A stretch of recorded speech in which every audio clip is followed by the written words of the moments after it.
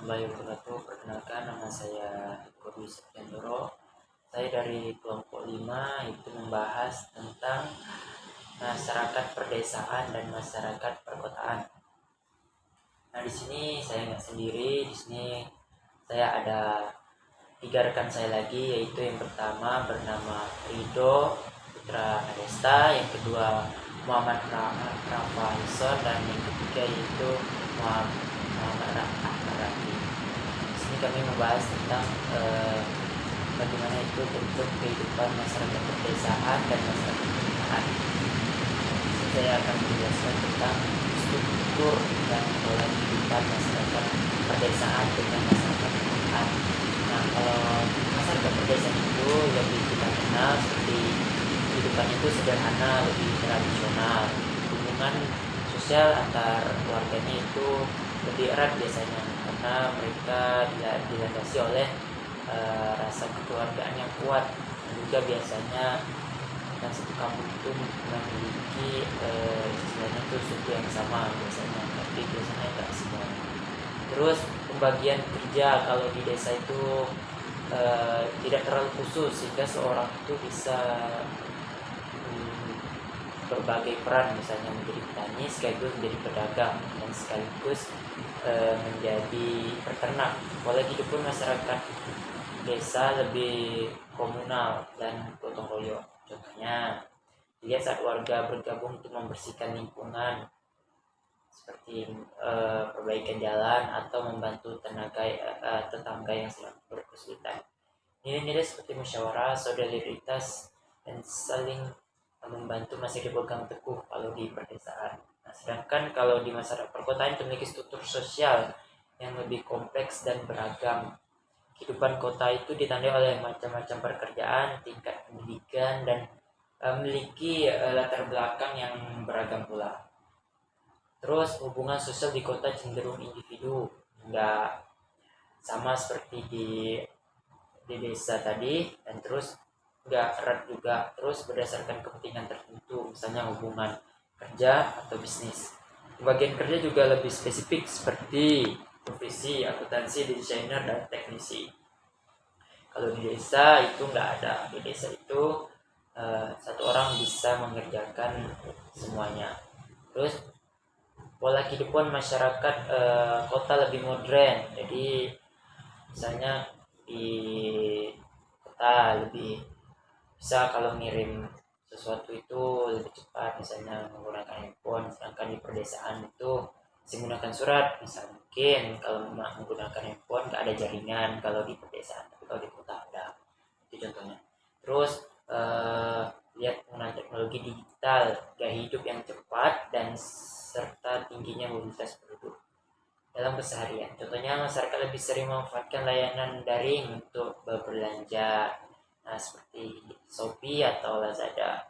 Di perkotaan itu hanya tinggal di rumah, mereka belanja itu hanya menggunakan handphone, jadi barang itu langsung sampai ke mereka. Sedangkan kalau di pedesaan itu mungkin sulit, mungkin faktor jaringan, faktor listrik bisa jadi, dan terus ada beberapa desa yang biasanya nggak menerima teknologi dari luar.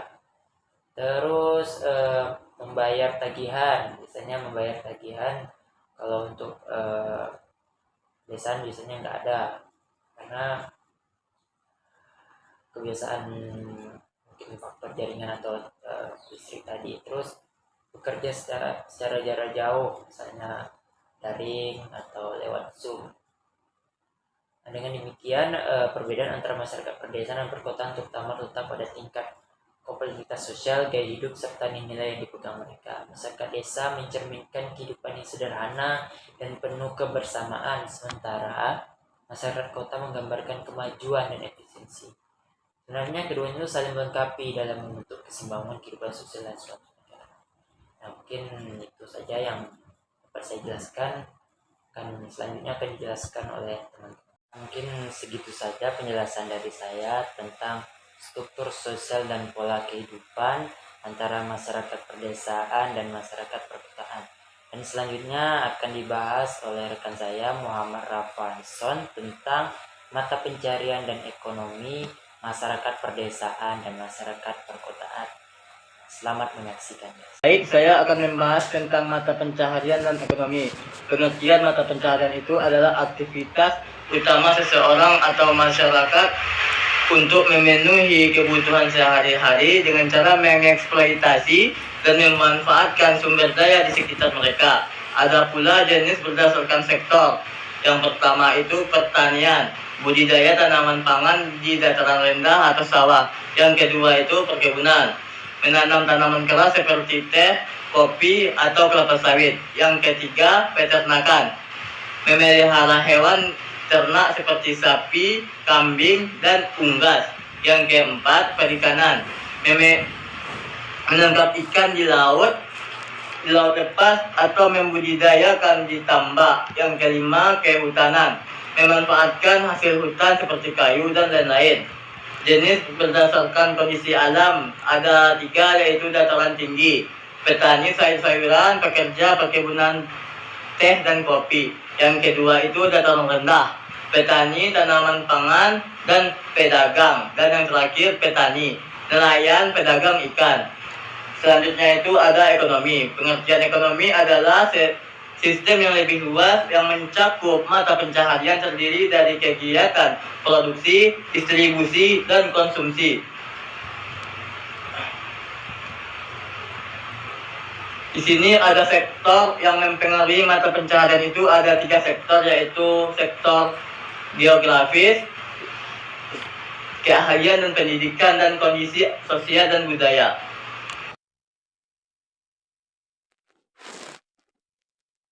Oke, itu tadi penjelasan dari teman saya Muhammad Rafaison. Selanjutnya penjelasan selanjutnya itu tentang pendidikan dan akses fasilitas yang akan dijelaskan oleh Rido. Oke, selamat mendengarkan penjelasan dari Rido, guys. Baik, saya akan menjelaskan materi tentang pendidikan dan fasilitas sosial. Pendidikan adalah salah satu faktor utama dalam meningkatkan kualitas hidup, membuka peluang kerja, serta mengurangi kemiskinan di masyarakat. Dalam pendidikan, ada juga ketimpangan akses pendidikan antara daerah perdesaan dan juga daerah perkotaan. Dan juga antara orang yang mampu dan juga orang yang tidak mampu.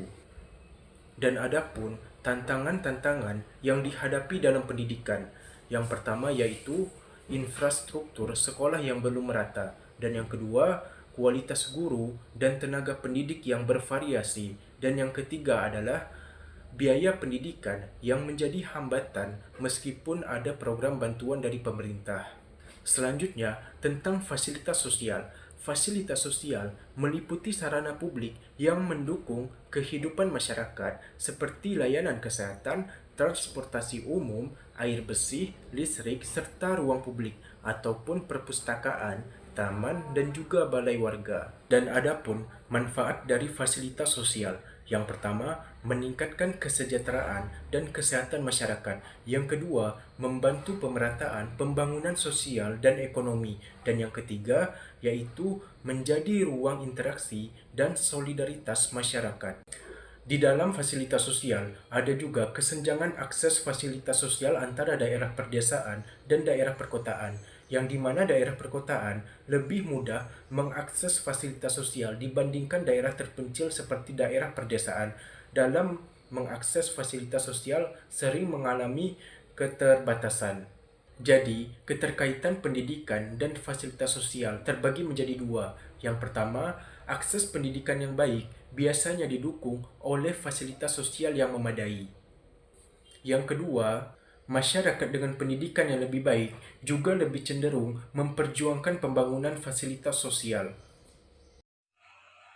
Oke, sangat bagus ya penjelasan dari Rido tentang pendidikan dan akses fasilitas antara perdesaan dengan perkotaan. Selanjutnya itu tentang budaya dan pola nilai yang akan dibahas oleh Ahmad Rafi.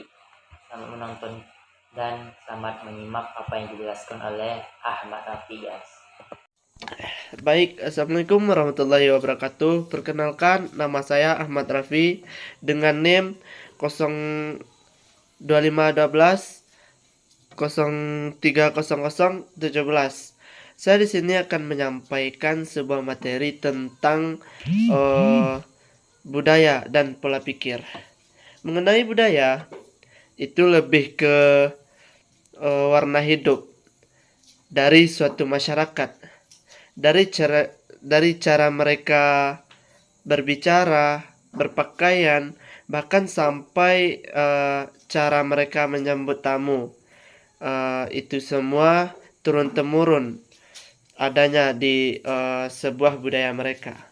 Nah, mengenai pola pikir itu ibarat isi kepala dalam menilai atau mengamati sesuatu. Misalnya, orang yang terlahir di lingkungan gotong royong itu lebih cenderung ke kerjasama. Dia enaknya untuk bekerja sama.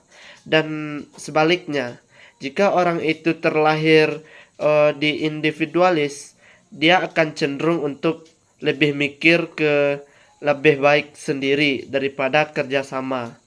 Nah, itu dari saya. Assalamualaikum warahmatullahi wabarakatuh.